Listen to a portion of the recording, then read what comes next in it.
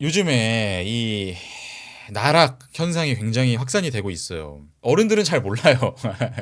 별로 관심이 없기도 하고 이게 좀 어려운 이슈인 것 같기도 하고 특히 젊은 층 위주로 굉장히 이슈가 많이 되고 있죠, 요즘에.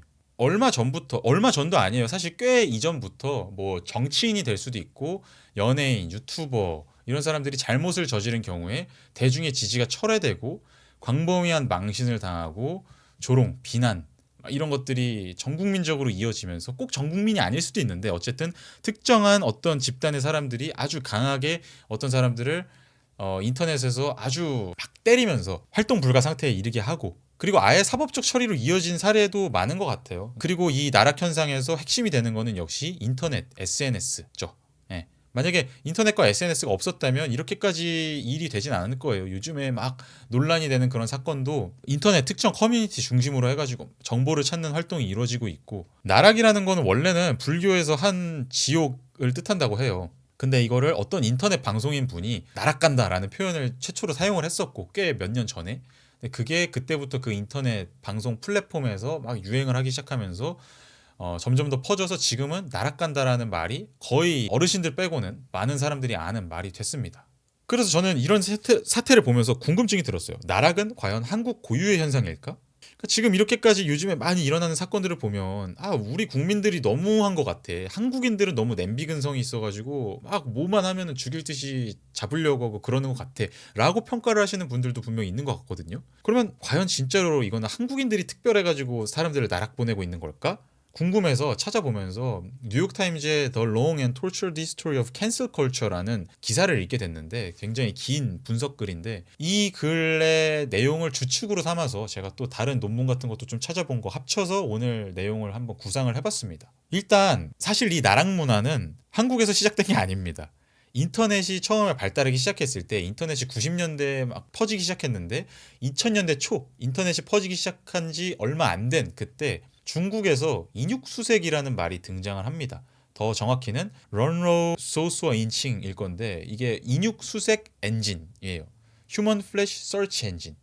그러니까 서치 엔진이 검색 엔진이잖아요. 그러니까 무언가를 검색하는 엔진인데 휴먼 플래시를 검색한다라는 뜻인 것 같아요. 저도 정확한 무슨 의도로 인육이라는 말을 사용한 건지 모르겠거든요. 근데 아마 제가 생각하기에는 인육, 사람 고기 그러니까 희생당할 사람 그런 사람을 찾는 서치 엔진이다라는 뜻인 것 같아요. 이게 뭐냐면 2000년대 초에 인터넷에서 중국 네티즌들이 특정 인물 신상을 캐고 비난하는 문화가 생겼습니다. 그리고 그 강도가 엄청 세져가지고 진짜로 사람들 막 신상을 캐가지고 그 사람이 활동 못하게 하고 그런 것까지 생겨났다고 하는데요. 예를 들어서 어떤 한 웹사이트에 고양이를 밟아 죽인 한 여성의 사진이 유포가 됩니다. 그래서 사람들이 막 그 사람을 찾기 시작했어요.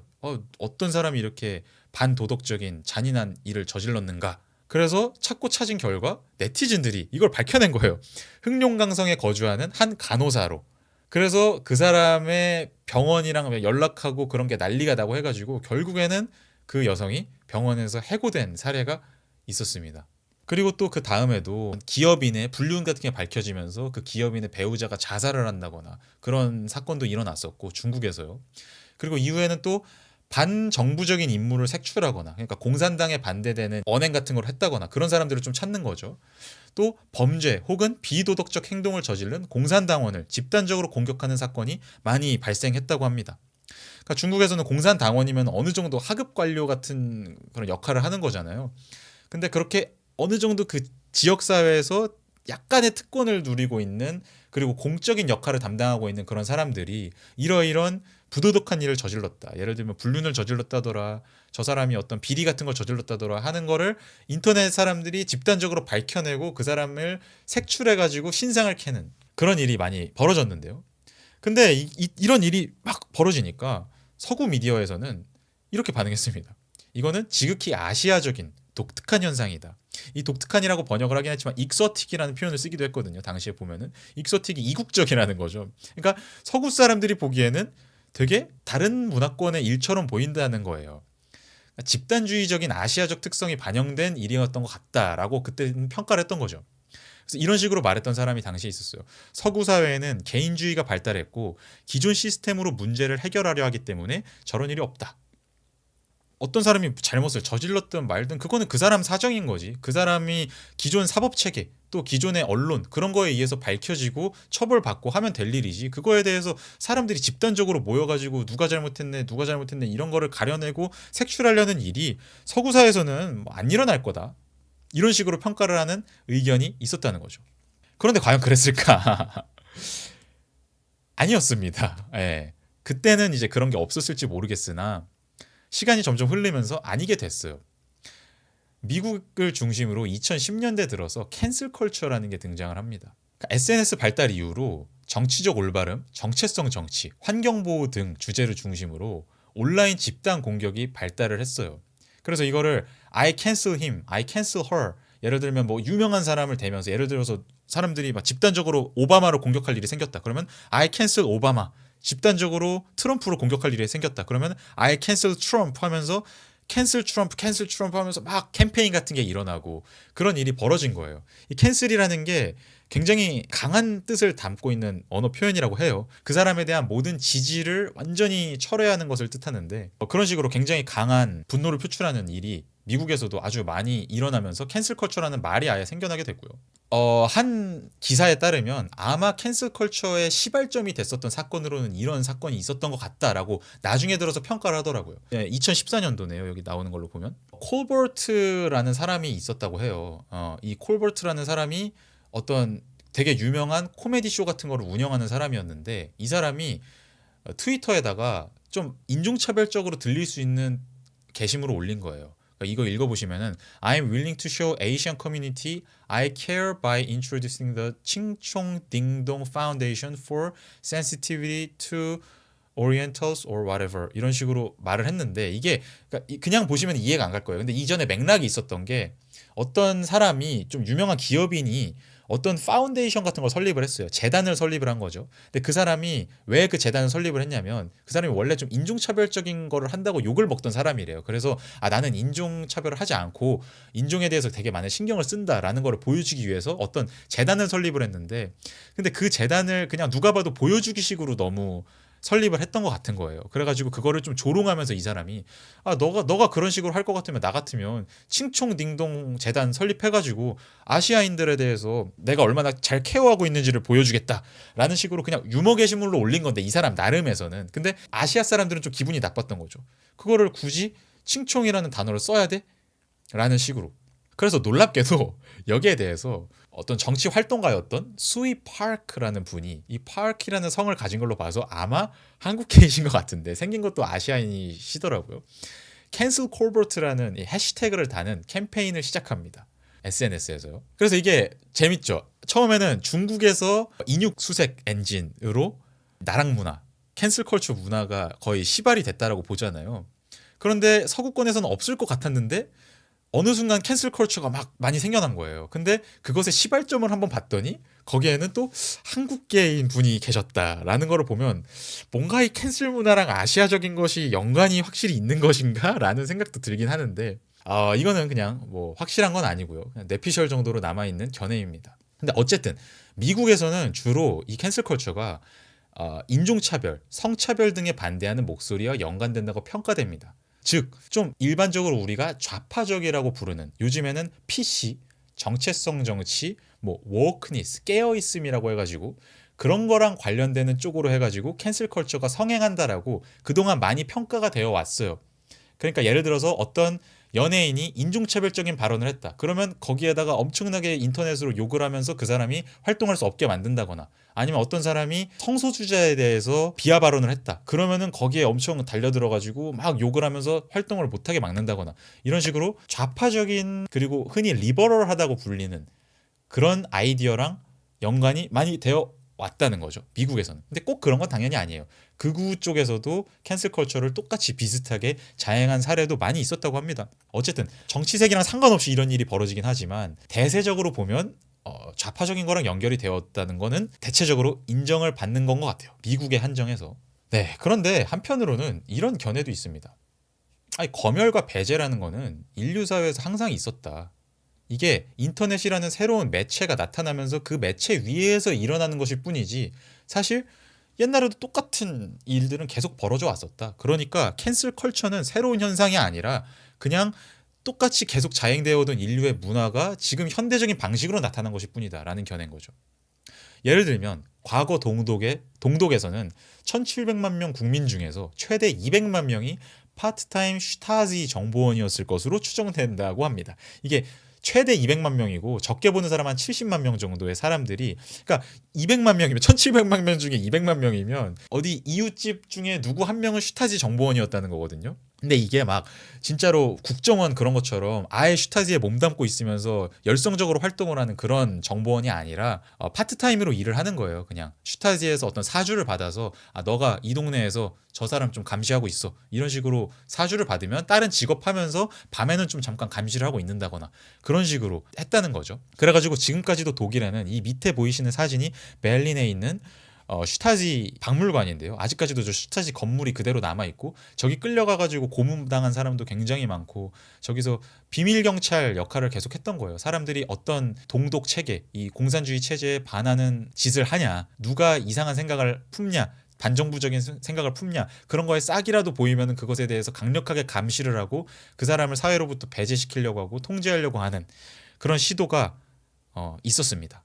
그리고 꼭 이게 뭐 공산주의랑만 연관되는 것도 아니에요. 꼭 좌적인 생각뿐만이 아니라 1940년대 50년대 미국에서는 정부와 민간의 합작으로 공산주의자를 아주 강력하게 검열하기도 했다고 합니다. 당시에 많은 기업인들이 이런 검열에 적극적으로 참여를 했다고 하기도 하고요. 뭐 한국 같은 경우도 마찬가지고 어느 나라나 다 이런 과거를 겪지 않은 나라는 없을 겁니다.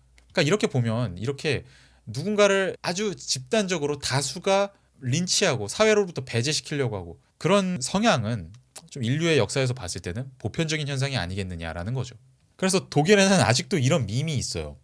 아메리카에서는 사람들을 감시할 때 이렇게 CCTV로 하고 잉글랜드에서도 저렇게 CCTV로 하는데 도이칠란드, 독일에서는 할머니들이 다 이렇게 보고 있다는 거예요. 그 슈타지 때도 동독 때도 그랬고, 그리고 그 이전부터도 이미 나치도 이런 것들을 이용했던 정황이 좀 있고, 그러니까 독일 사람들이 이웃을 감시하는 거에 굉장히 좀 관심이 많다고 해요. 지금까지도. 그래서 저도 독일에 살았었으니까 독일에서는 예를 들어서 내가 층간소음을 낸다. 근데 아무도 뭐라고 안 하는 것 같다. 그래도 안심을 하면 안 된대요. 뭐 내가 무슨 밉보일 짓을 하고 있는데 아무도 태클을 안 거는 것 같아. 그래도 절대로 거기에 방심하면 안 된대요. 그거를 사람들이 다 감시하고 있고 이웃들이, 그리고 심지어 감시를 떠나서 다 기록을 한대요. 2월 14일 오후 10시 몇 분, 이때부터 한 30분간 소음이 이 정도 간격으로 얼만큼 울렸음, 이런 것들을 다 기록하고 있대요. 뭐 몇 동 몇 회에서 이런 소리가 났음, 저 사람이 뭐 매일 몇 시에 쓰레기 버리러 나감, 이런 것들을 기록하는 이웃들이 굉장히 많대요. 그래서 그런 것들을 나중에 경찰 조사 같은 거를 혹시나 문제가 생겨서 조사 같은 거를 하면은 기록물로 제출을 하는, 특히 노인분들 중에서는 그런 분들이 많다는 거예요. 이런 것들이 좀 옛날 그런 감시 문화의 흔적이라고 볼 수도 있겠죠. 그러면 왜 인간은 이렇게 검열을 하고 집단적으로 특정 사람을 사회로부터 배제하고 이런 활동을 즐기는 것처럼 보일까? 요즘의 나락 현상도 사람들이 단순히 잘못한 사람을 찾아내는 걸 넘어서 되게 즐기는 측면도 분명히 있는 것 같잖아요. 누구 한 명을 나락가기를 바란다든지. 그래서 일단 뇌과학적으로는 이런 재미있는 논문이 있더라고요. 자신의 사회정치적 신념에 부합하는 폭력을 목격할 경우 뇌의 보상회로가 활성화되고요. 부정적 감정을 담당하는 회로의 활동은 억제되는 경향이 있다고 합니다. 그러니까 이걸 실험을 어떻게 했냐면 fMRI를 찍으면서 어떤 사람한테 폭력적인 사진을 보여줬어요. 근데 만약에 그 사진의 내용이 내가 갖고 있는 정치적 신념에 부합하는 내용이다. 예를 들면 내가 흑인을 되게 안 좋게 보는 정치적인 신념을 갖고 있어요. 흑인 차별을 정당화하는 신념을 갖고 있다고 했을 때 경찰이 흑인을 되게 폭력적으로 제압하는 사진을 보여줘요. 그러면은 이 뇌 보상회로가 활성화가 되는 거예요. 어떤 보상회로가 활성화가 되냐면 저도 영어로 찾아본 거라서 정확히는 모르는데 한국어로 번역을 해보니까 복내층 시상하핵 전전두엽 피질과 복부선조라는 부위가 좀 활성화되는 경향이 있대요. 근데 이 부위는 일반적으로 어떤 바람직한 일을 봤을 때 활성화되는 부위라고 하거든요. 내가 어떤 활동을 했을 때 그 결과가 예를 들면 바람직하다, 이런 경우에 활성화가 된다는 거예요. 그래서 폭력적인 사건을 봤을 때는 일반적으로 이쪽이 잘 활성화가 안 돼야 되는데 자기 사회정치적 신념에 부합하는 폭력을 목격할 경우에는 그게 좀 활성화되는 경향도 있다는 거죠. 그리고 일반적으로 원래 폭력적인 거를 목격을 하면 이 편도체라는 부정적인 감정과 주로 연결된 부분이 막 활성화가 돼야 돼요. 예, 그래서 뭔가 안 좋은 것 같아 이런 느낌이 받아야 되는데 다른 폭력을 목격할 때보다는 이렇게 사회정치적 신념에 부합하는 폭력을 목격할 때는 이 부분이 좀 덜 활성화가 된다는 거죠. 그래서 이런 뇌과학적인 사실로 봤을 때 폭력임에도 불구하고 바람직한 결과인 것처럼 우리의 뇌가 반응하는 경향이 좀 있다. 그래서 나락 현상이라는 것도 어떻게 보면 굉장히 폭력적이기도 하잖아요. 물론 잘못을 저지른 사람일 수도 있지만 그 사람의 잘못이 명확하게 밝혀지지 않았다거나 아직도 좀 뭐 오리무중일 수도 있고 혹은 누군가가 잘못을 저질렀다고 하더라도 그 사람이 합당하게 받아야 할 벌 이상으로 훨씬 더 많은 막 아예 누군가가 그 사람을 찾아가 가지고 보복을 한다던가 극단적으로는 그럴 정도로 엄청난 폭력이 일어나기도 하는데 그런 거를 보면서도 우리는 뭔가 긍정적인 감정을 느끼게 될 여지도 되게 많이 생긴다는 거죠. 그리고 또 이렇게 한 심리학자는 어떻게 주장하냐면 이 검열과 배제는 소속감과 안정감을 준다. 왜냐하면 희생양을 구정하고 집단과 그 희생양을 구별시킴으로써 집단 내부의 소속감이 강화되기 때문이다. 그러니까 평상시에 그냥 내가 집단 내부에서 살아갈 때는 별로 집단에 대해서 안정감과 소속감을 느끼지 않았다고 해봅시다. 근데 갑자기 어느 날 누군가 희생양 한 명이 정해져요. 그래서 저 사람은 앞으로 우리 집단에 포함된 사람이 아니고 배제된 사람이고 저 사람은 그래서 앞으로 차별해도 되고 이런 식으로 되면은 갑자기 내가 굉장히 이 집단에 더 소속된 것 같은 느낌을 받는다는 거예요. 예. 웃긴 게 나의 상황은 변한 게 아무것도 없거든요. 나의 상황은 그냥 옛날이랑 똑같이 이 사회 내에서 이 집단 내에서 지위도 똑같고 다 똑같아요. 그런데도 누군가 한 명을 배제시키는 것만으로도 내 소속감과 안정감이 올라가는 효과가 있다는 겁니다. 그리고 인지적 구두쇠 효과라는 것도 있다라고 한 학자는 이야기를 하더라고요. 이게 뭐냐면 이게 한국말로도 있는 표현인지 모르겠는데 cognitive miser라는 표현을 쓰는데 인간은 문제 상황에서 이 뇌의 에너지를 효율적으로 사용하려는 경향이 있다고 합니다. 이게 무슨 소리냐면 그러니까 우리가 항상 되게 많은 정보들을 받아들이며 살아가잖아요. 근데 어떤 문제 상황이 생기면 그 정보들을 최대한 효율적으로 잘 사용을 해가지고 에너지가 적게 드는 방식으로 문제를 해결하려는 경향이 있다는 거죠. 그래서 정보가 굉장히 많아지는 상황이 되면 특정한 정보들을 굉장히 단순화해서 처리하려는 경향이 있대요. 그래야 에너지가 덜 드니까. 근데 이 학자가 주장하는 거는 이 SNS 시대에서는 정보가 많아도 너무 많다는 거예요. 그래서 그렇게 너무 많아진 정보에 대해서 우리 뇌가 제대로 잘 컨트롤할 수가 없대요. 그렇다 보니까 미처 사실 확인 아니면은 좀 더 합리적인 토론 이런 거를 위해서 열려 있을 만한 우리의 뇌의 여력이 없다는 거예요. 그래가지고 막 밀려드는 정보에서 그냥 그래 저 사람은 나쁜 사람 이렇게 결론을 내려버리고 만다는 겁니다. 그러면은 편해요. 뇌가 딱 에너지가 세이브가 되거든요. 그래서 이 사람은 이 SNS 시대에서 나락현상, 물론 그 사람은 나락현상이라고 표현하진 않았고 캔슬 컬처라고 표현을 했지만 캔슬 컬처는 적응을 위한 어떻게 보면 생물학적인 생존을 위한 반응일 수도 있다. 그렇게 단순화시켜서 처리하지 않으면 정보 과부하가 걸려가지고 제대로 생활을 할 수가 없을 테니까요. 그리고 저는 한편으로는 좀 이런 생각도 해봤어요. 이 캔슬 컬처를 침묵의 나선 이론이랑 연결시키는 경우도 있거든요. 그러니까 침묵의 나선 이론 막 일반적으로 옛날 학교에서 많이 배우니까 아시는 분들도 많으실 텐데 침묵의 나선 이론은 주류와 다른 견해를 가진 사람들은 고립이 두려워서 자신의 의견을 숨기고 침묵을 해서 결국에는 주류의 목소리만 남게 되더라라는 거거든요. 주류랑 합치되는 견해를 가진 사람들은 다들 나랑 비슷한 생각을 가지네? 그런 안심이 되고 소속감을 느끼고 고립에 대한 두려움이 없으니까 자기 생각을 여기저기서 막 말을 해요. 하고 다녀요. 그러니까 그런 소리는 많은 것 같아. 근데 분명히 비주류의 견해, 주류 견해와 다른 배치되는 견해를 가진 사람들도 있는데 그런 사람들은 내가 지금 이런 소리 했다가 왕따 당하면 어떡하지? 이런 게 무서워가지고 말을 못하고 침묵을 하고 그래서 점점 이렇게 나선 모양으로 그 소리가 작아져서 침묵의 단계까지 이르게 된다. 그래서 결국에는 사회에서 그런 목소리는 사라져서 주류의 목소리만 남게 되더라라는 이론인데 그래서 이제 캔슬 컬처 같은 경우에는 주류 견해로 그냥 비주류 견해를 찍어 누르려는 게 아니냐 이런 식으로 해석을 하는 사람도 있긴 해요. 예. 예를 들어서 환경보호 같은 게 요즘에는 주류 견해가 됐으니까 환경보호에 반대되는 말을 했다. 예를 들어서 누가 환경보호는 사실 우리가 그렇게까지 걱정할 정도로 필요가 없습니다. 이런 식으로 주장을 했다. 그러면은 침묵의 나선 효과를 이렇게 찍어 누른다는 거죠. 그래서 그 사람한테 엄청난 비판을 가하고 그래서 그 생각과 비슷한 생각을 갖고 있는 사람이 자신의 의견을 표출하지 못하도록 검열을 한다라는 식으로 해석하는 사람들도 있는데 근데 제가 생각하기에는 단순히 이런 식으로 설명하기보다도 요즘에는 침묵에 나선 이론이 좀 무력화되는 시대가 아닌가 싶기도 해요. 왜냐면 요즘에는 뭐가 주류인지 굉장히 애매한 시대가 됐다고 저는 생각하거든요. 사회가 많이 파편화가 됐고 서로 알고리즘이 다르고 자신이 속한 커뮤니티, 인터넷 커뮤니티가 다르고 그렇기 때문에 제 생각에는 오히려 요즘에는 꼭 자신이 주류라는 확신이 없더라도 자신이 속한 커뮤니티 안에서 목소리를 강하게 낼 수 있게 된 게 아닌가 싶거든요. 그러니까 요즘에는 내가 얼마나 많은 사람들한테, 얼마나 많은 주류의 사람들한테 인정받을 것인가가 중요한 게 아니라 내가 속한 이 커뮤니티 안에서 얼마나 우리가 재밌게 놀 것인가, 아니면 이 가까운 사람들한테 얼마나 인정받을 것인가, 이런 것이 훨씬 더 중요해진 것 같아요. 예를 들면 누가 유튜버다. 그러면 유튜버 커뮤니티라는 게 생기고 특정 그 알고리즘에 의해서 특정한 사람들한테만 그 유튜버의 영상이 송출이 되니까 그 유튜버 분의 입장에서는 딱히 모든 사람들이 듣기 좋아할 만한 말을 할 필요는 없는 거거든요. 그냥 특정한 사람들이 좋아할 말만, 내 구독자분들이 좋아할 말만 해주면 돼요. 그러니까 이런 상황 속에서 좀 더 자유롭게 주류의 의견이 무엇인지를 신경 쓰지 않고 자신의 커뮤니티가 인정해주는 바를 쫓아서 자신의 커뮤니티와 배치되는 견해를 가진 사람들을 막 집단적으로 공격하는 캔슬 컬처가 발달하게 된 게 아닌가 싶기도 합니다.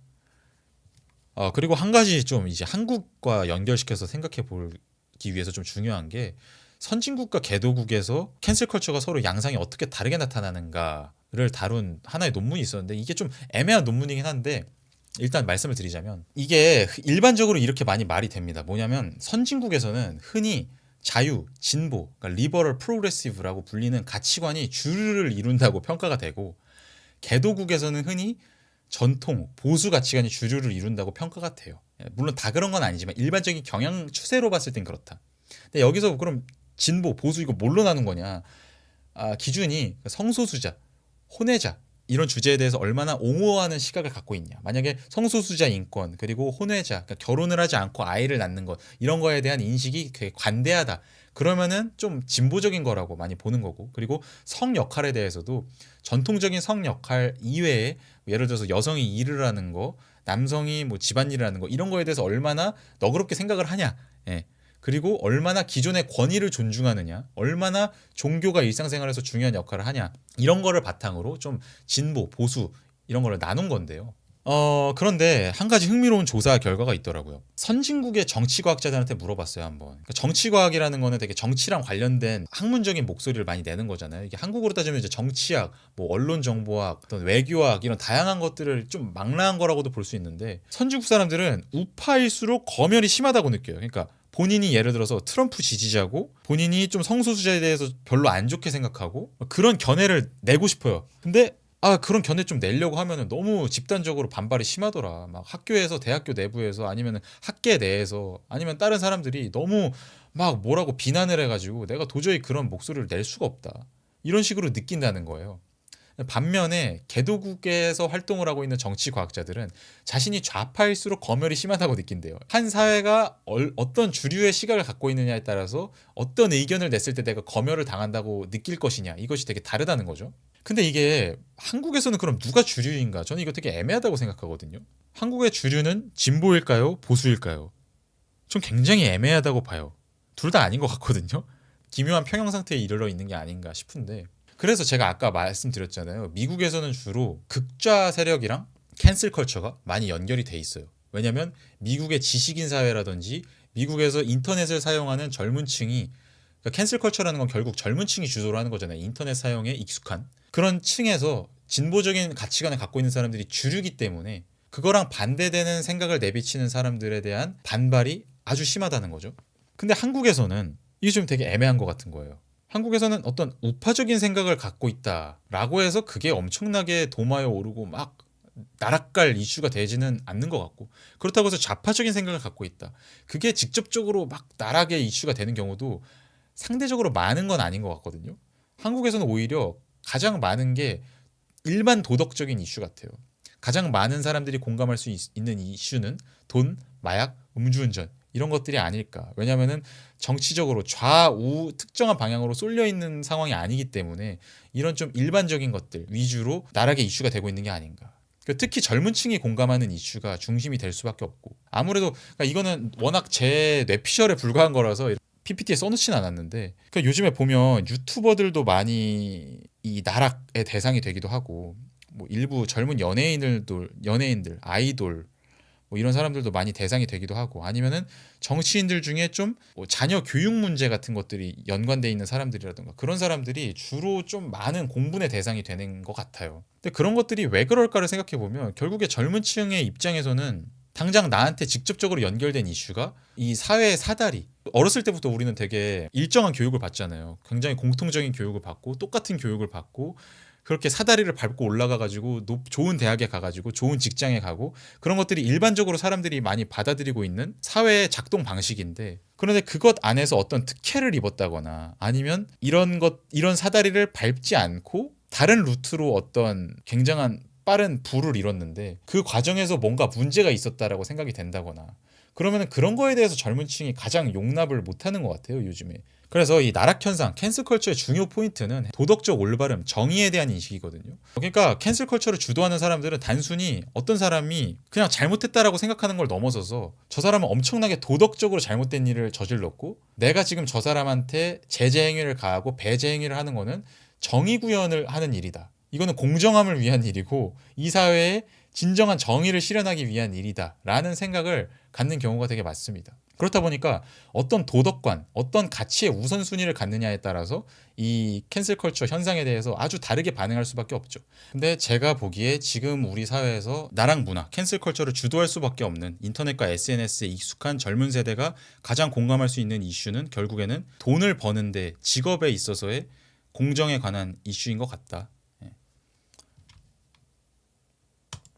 끝으로 말씀드릴 거는, 근데 우리는 한번 좀 질문을 해볼 수가 있다는 거예요. 나락을 통해서 정말로 정의가 구현되는가? 해외에서도 캔슬 컬처에 대한 평가를 보면 두 가지 상반된 평가가 있어요. 한쪽에서는 이것은 정의 구현이다. 기존 미디어, 기존의 사법 체계가 제대로 다루지 못하는 것들을 네티즌들이 찾아내가지고 자발적으로 기존 권위에 대항해가지고 정의를 실현하는 것이다. 그렇기 때문에 이거는 굉장히 현대에서 아주 긍정적이고 좋게 평가되어야 할 현상이다 라고 바라보는 사람도 있고요. 반면에 아니다. 이거는 엉뚱한 희생양을 찾아가지고 집단 검열을 하고 거기로부터 즐거움을 느끼고 무분별하게 분노를 표출하고 쾌락을 느끼려는 그런 행위이다 라고 바라보는 쪽도 있습니다. 둘 다 맞는 말이죠. 저는 둘 다 상당히 맞는 말이라고 생각해요. 물론 각 나락의 사건마다 이 중에서 어느 것에 해당하느냐는 되게 다양할 수 있지만 기본적으로는 전체적인 추세로 봤을 때는 둘 다 상당히 타당한 말이라고 생각하는데, 그런데 그래, 이런 우리가 누군가 한 명을 나락 보냄으로써 정의가 구현된다고 생각할 수도 있지. 그런데 정말로 그 사람을 나락에 보낸다고 해서 진짜 이 사회가 정의로워지는 걸까? 이 밑에 보이는 사진은 뭐냐면 프랑스에서 1945년에 2차 세계대전이 끝나고 그 이전까지 프랑스를 독일군이 점령을 했었는데, 당시에 주둔하고 있었던 독일군이랑 좀 성적인 관계를 맺었다라고 생각되는 여성들을 색출해가지고 삭발을 하는 그런 문화가 있었다고 합니다. 대대적인 움직임이 있었는데, 그래서 이때 아주 많은 여성들이 이렇게 강제로 삭발을 당했는데, 낙인이죠. 사회적으로 낙인을 아예 찍어버려서 저 사람은 배신자고 아주 부도덕한 일을 저지른 사람이다 라는 식으로 처벌을 하고, 요즘 식으로 말하면 정의 구현을 한 건데, 근데 뭐 물론 여기에 대해서 구체적인 진위 여부, 구체적인 사건의 진행에 대해서는 왈가왈부가 많더라고요. 일부 사람은 이때 억울하게 당한 사람들도 굉장히 많다. 이 중에 강제로 삭발을 당한 아주 많은 여성들은 독일군과 성관계를 맺었던 사람들이 아니라 그냥 어떤 직업적인 이유 때문에 어쩔 수 없이 독일군이랑 컨택을 했었던 사람이었는데, 그거를 성적인 관계 혹은 뭐 사랑의 관계를 맺었던 것으로 오해를 받아가지고 그렇게 됐다라는 이야기도 있습니다. 근데 어쨌든 일각에서는 이런 주장이 있어요.